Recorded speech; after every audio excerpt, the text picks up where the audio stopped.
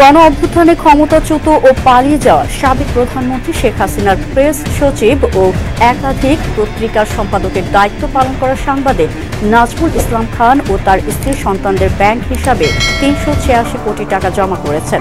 সম্প্রতি গোয়েন্দা সংস্থার প্রতিবেদনে এসব তথ্য পাওয়া গেছে। গোয়েন্দা সংস্থার প্রতিবেদন পর্যালোচনায় দেখা যায়, সাংবাদিক নাইমুল ইসলাম খানের ব্যক্তিগত ব্যাংক হিসাবের সংখ্যা ৯১টি। এসব হিসাবে ২৪৯ কোটি টাকা জমা হয়। এর মধ্যে ২৩৮ কোটি ৩৪ লাখ টাকা তিনি উত্তোলন করেছেন। বর্তমানে তার ব্যাংক হিসাবে মাত্র ৬৪ লাখ টাকা জমা রয়েছে।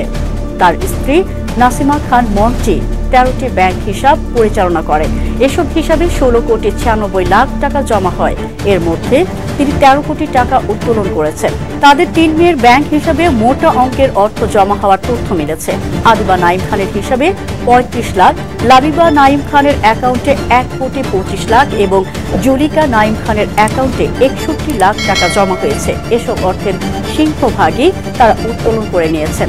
এছাড়া নাইমুল ইসলাম খানের স্বার্থ সংশ্লিষ্ট প্রতিষ্ঠানের ৪৬টি হিসাবে জমা হয়েছে ১২৭ কোটি ৬৪ লাখ টাকা। এর প্রায় পুরো টাকাই তিনি উত্তোলন করে ফেলেছেন। বর্তমানে মাত্র ২১ লাখ টাকা জমা আছে।